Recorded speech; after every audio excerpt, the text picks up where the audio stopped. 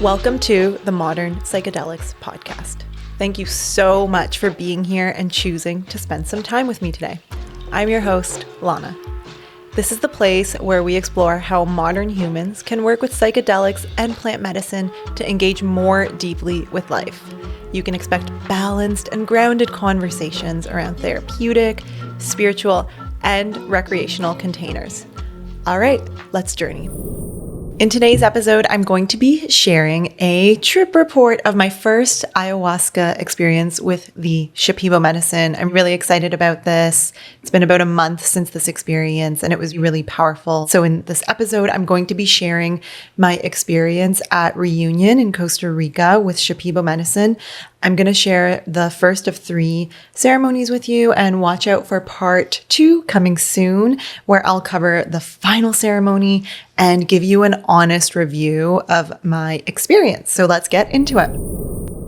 When I say Shipibo medicine, I'm referring to the cultural lineage from Peru that has been working with ayahuasca for generations, probably thousands of years. And there's many different lineages that work with ayahuasca, and this is one that I haven't sat with yet. Up until now, I had about 30 sits with an Ecuadorian brew, but it wasn't a direct lineage, meaning that I was working with ayahuasqueros who have permission to serve the medicine, but aren't directly related to the lineage. So I knew this was going to be really powerful experience. I treated it like a brand new medicine because it was, and like I said, it was the most powerful ayahuasca experience I've had yet. So I want to set the stage a little bit first and give you guys some backstory, because I'm going to be sharing with you guys where I went for this experience. And recommending medicine centers is not something that I take lightly at all, which is why I actually don't do it very often. I don't even feature guests from clinics or retreat centers. This is very intentionally, even though several reach out to me every week. And that's because unless I have good reason to personally trust someone or know that I feel comfortable recommending people to go somewhere, I'm just not going to do it. I think it's a big responsibility.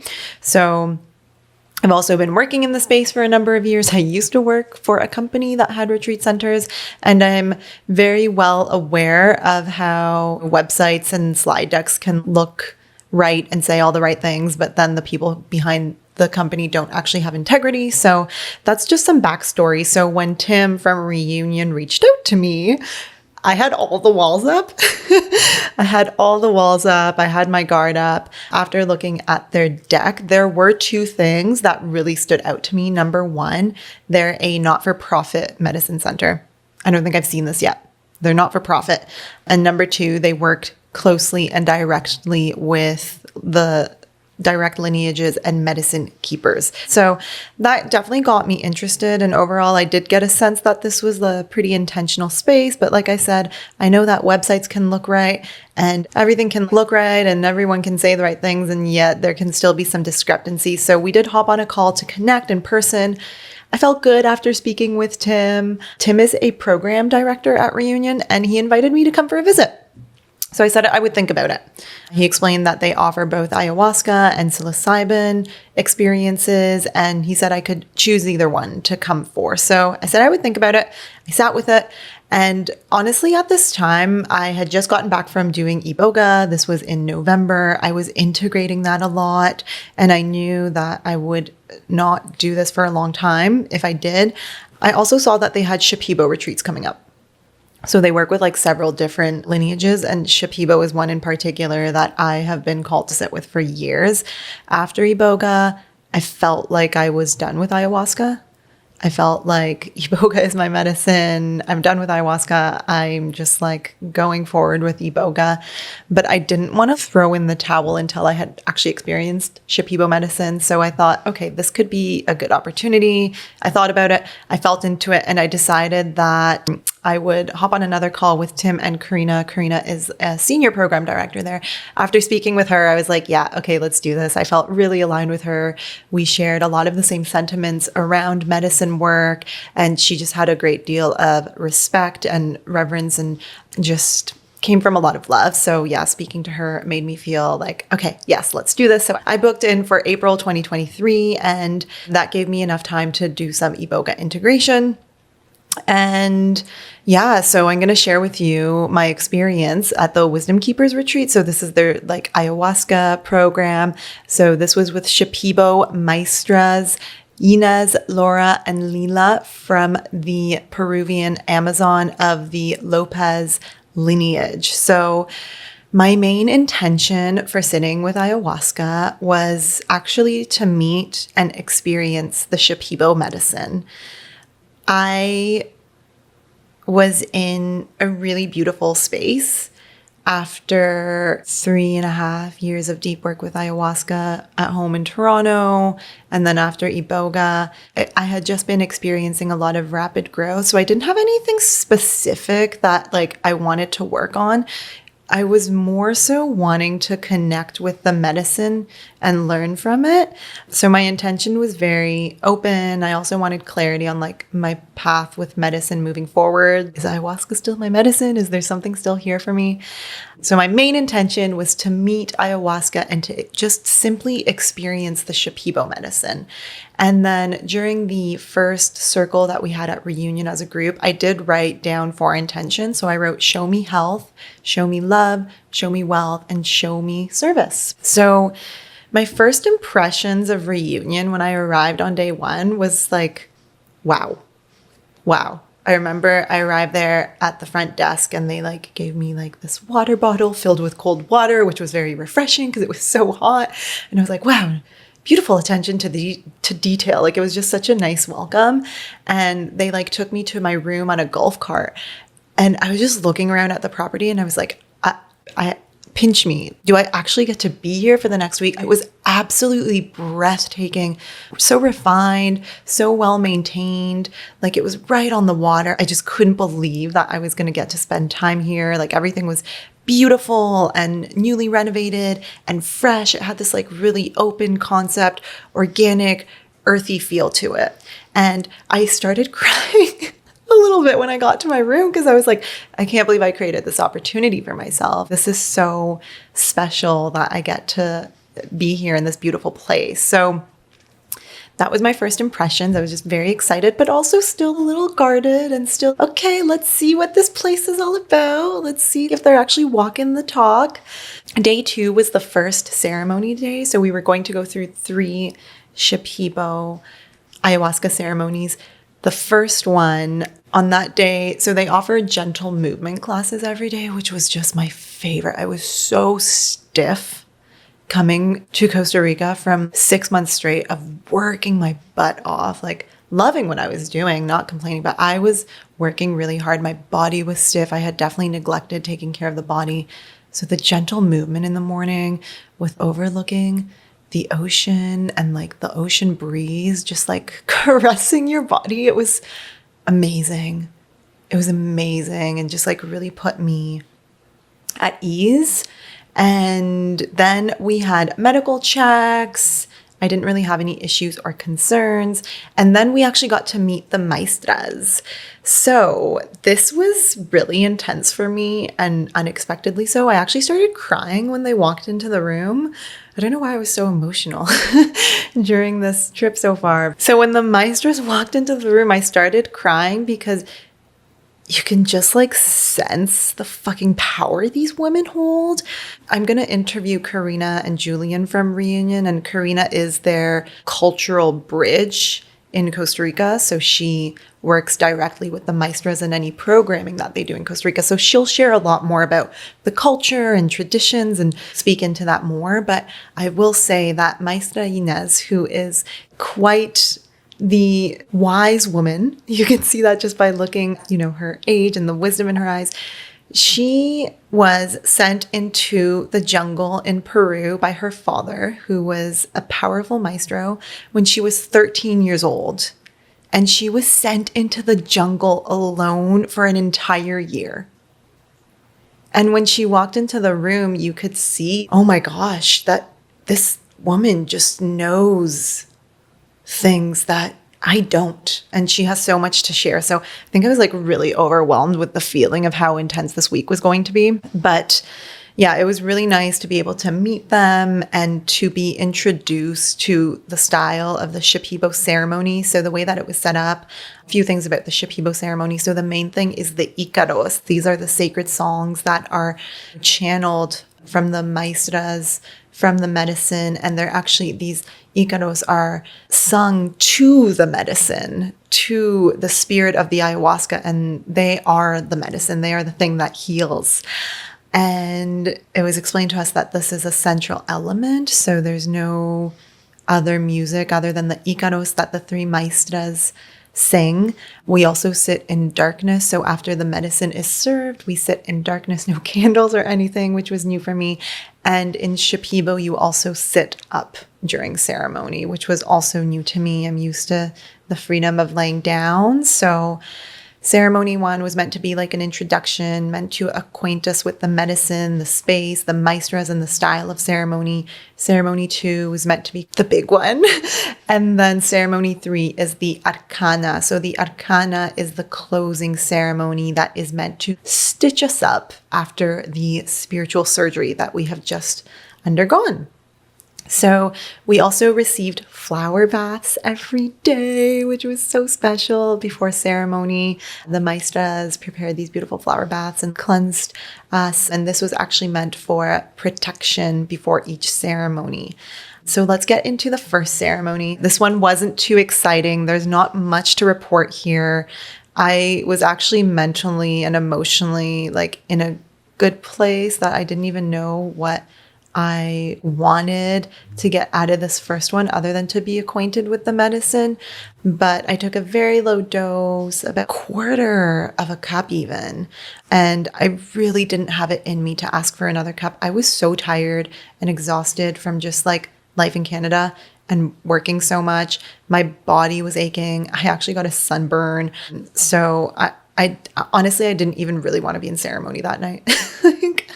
I was just so tired. So there's really not much to report. I think I had a little purge. The maestras came around and delivered their Ikaros to each person individually. So each person got 3 Ikaros, 1 from each of the maestras.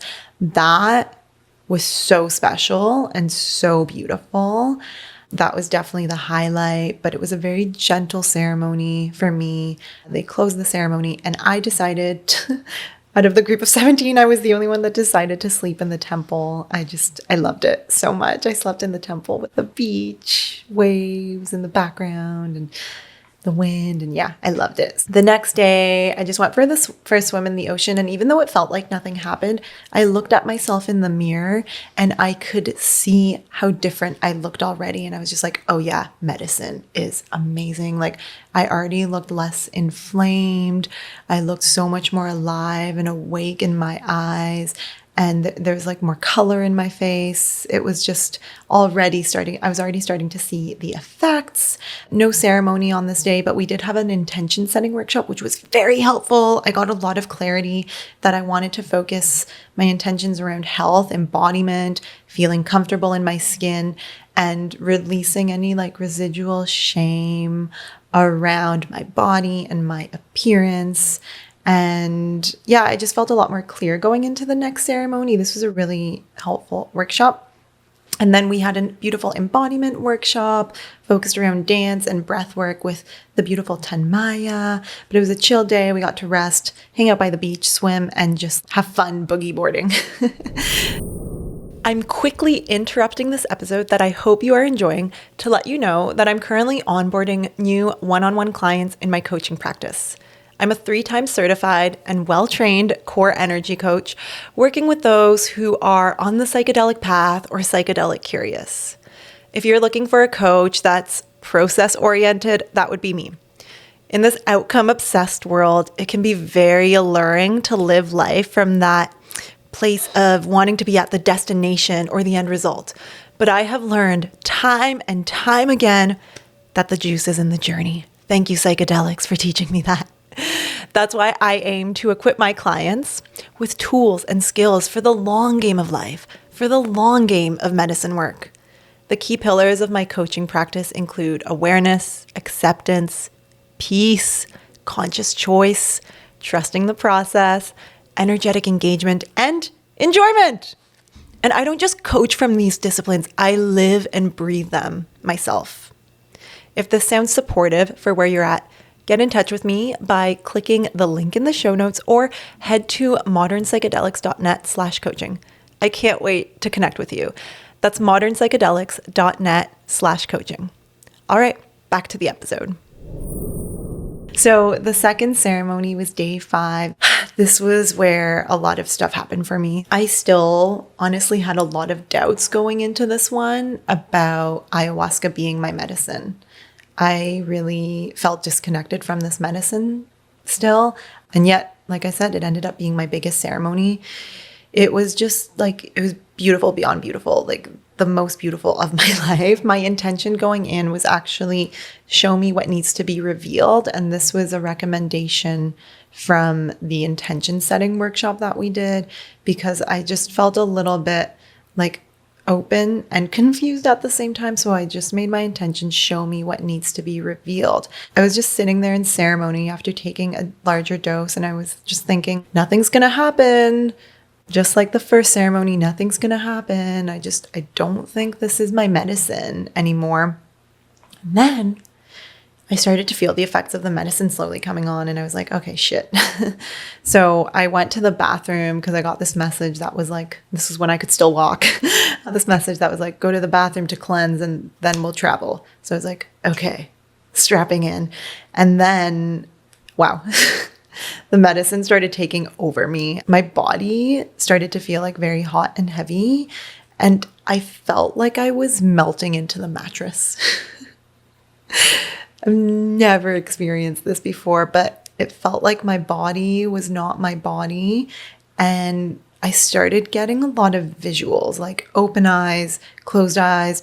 I was seeing like Shipibo visuals and fractals everywhere. And honestly, it scared the shit out of me because the brew that I'm used to is not very visionary. And I actually started to feel very afraid at this point. And I started fighting it and I started resisting it. I was like trying to regain control of my body. And I like sat myself up and I looked around, and I was like looking around for someone to help me. And I just got this sense that I was entering a completely new world that I have never been in before. And it was terrifying. So I panicked. It was too new. It was too unfamiliar for me. I fumbled around for my red flashlight and I wanted to call for help. I couldn't find it. Like, I was just a mess. I didn't know what was up and what was down. So I actually just like verbally called for help.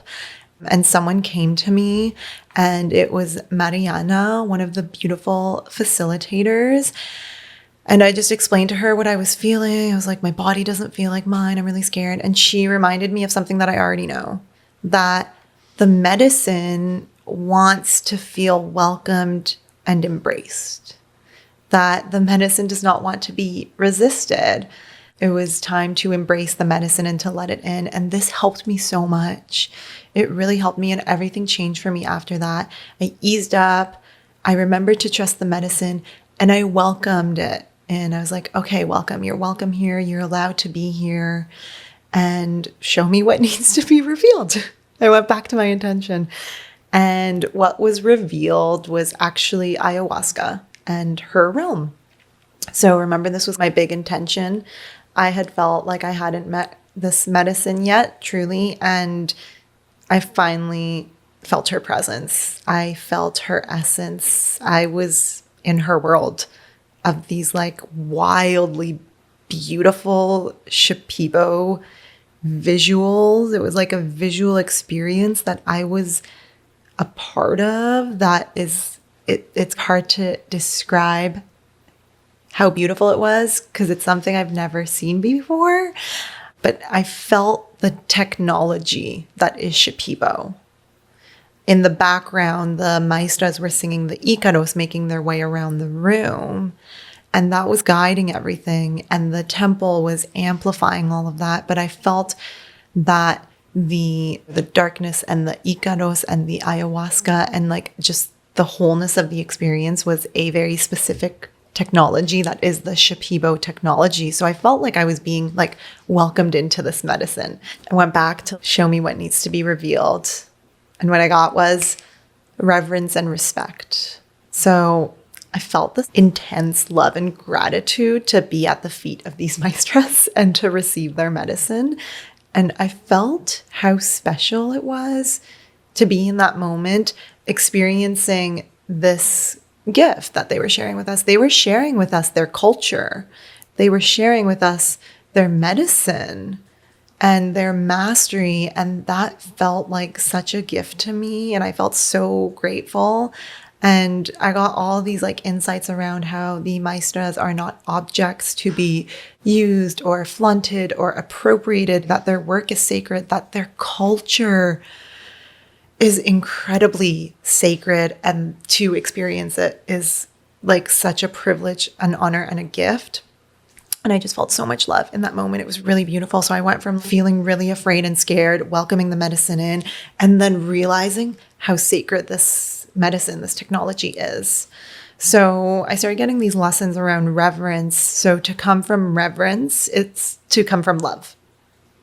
To share with reverence is to share from love. To speak from the heart, to live from the heart, to speak from love. So at this point, my journey was really about experiencing the medicine, which is crazy because that was my intention, but it was just about being with this medicine and like being in its realm.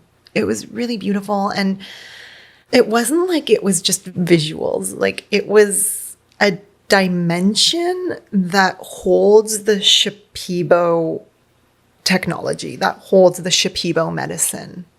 I felt really lucky to be in that world and to have that world revealed to me. My presence was really strong here. I was just really present with the medicine. I was just there. I remember I started to bring awareness to my breathing, and it was the slowest it had ever been in my life. My body was so relaxed. I was breathing so slow. I felt so at peace. I felt so much love. I felt so humbled. Oh my God, incredibly humbled to be in that room and just in awe. It was, wow, it was incredible. And to summarize that, I would say like the Shipibo medicine was revealed to me and it demanded my respect and reverence. It was like, it felt like a little welcome initiation. If you're gonna be here, these are the rules. That's what it felt like. So finally, ayahuasca came to me, and this was like the fun part. She finally came to me and she was like, all right, you have me here. What do you want me to help you with? I might as well help you with something if I'm here. And I was like, okay. And I went to like my go-to. I was like, help me with my heart. And she was kind of like, what do you mean? There's nothing you need help with there. Like your heart is perfect. There's nothing I need to do to your heart. Like you've already done that work. It's perfect the way it is. Our attention doesn't need to go there. And then pointed at my gut and was like, your gut, however, that could use some work. And then she basically said, you don't fully trust your gut. You don't fully trust yourself. And all of the information that your gut is sending to you is just sitting there. It's unprocessed. It's undigested. And showed me this like visual of the gut and the heart and how they must be in sync, how they need to speak to each other. And this like heart-gut synergy is where I will find my power. That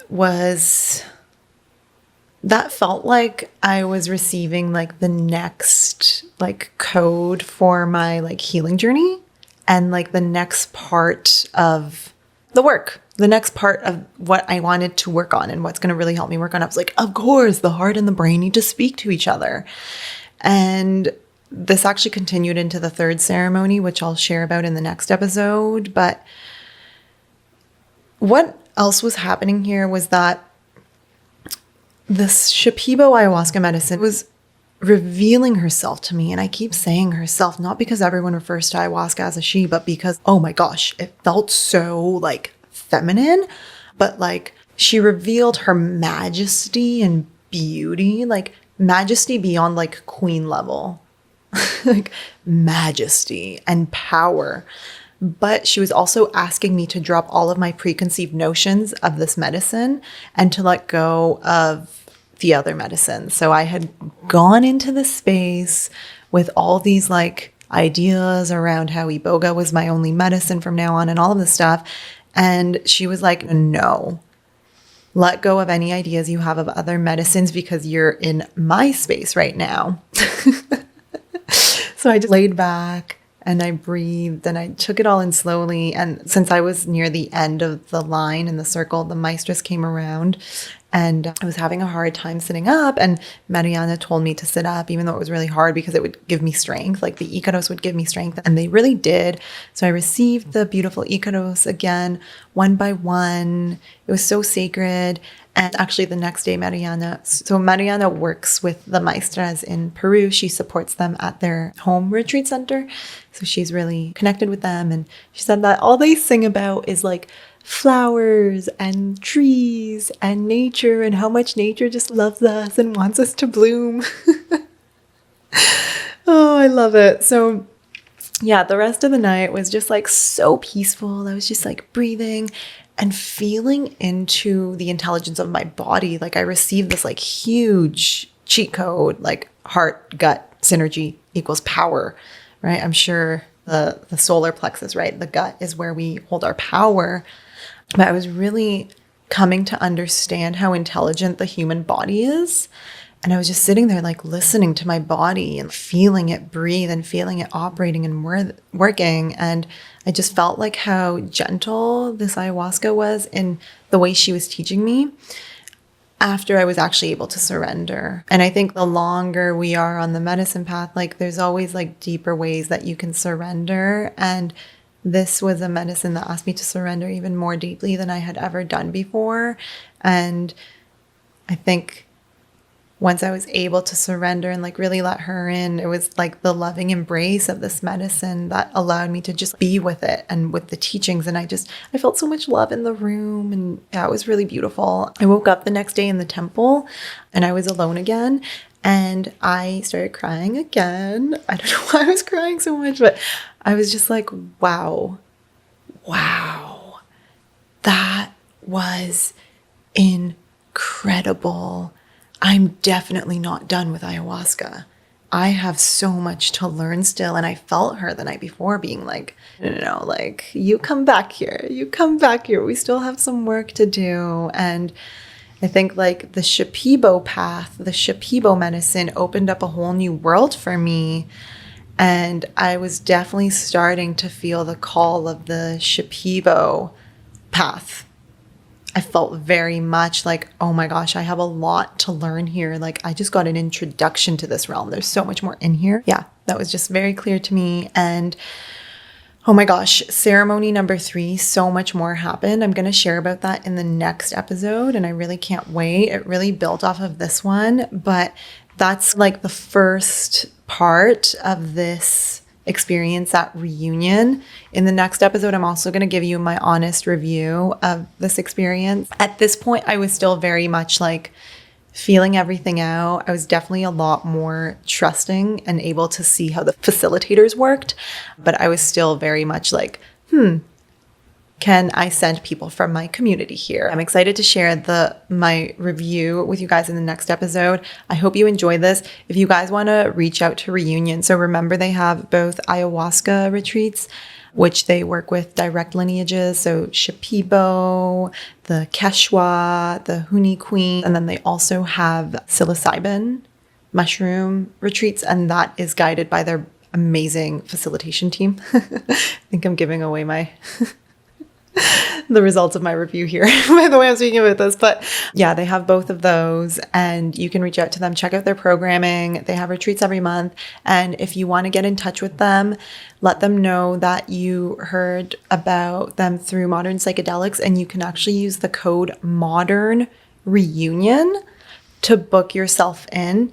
And it's really important that you use this code, because what that does is it actually takes $100 from your booking and it's going to put it into a scholarship fund for our community. So it's a Modern Psychedelics and Reunion scholarship fund where we can actually use the money in that scholarship fund to send someone in the Modern Psychedelics community to Reunion. And this is someone in financial needs. So it's really beautiful that they have this option.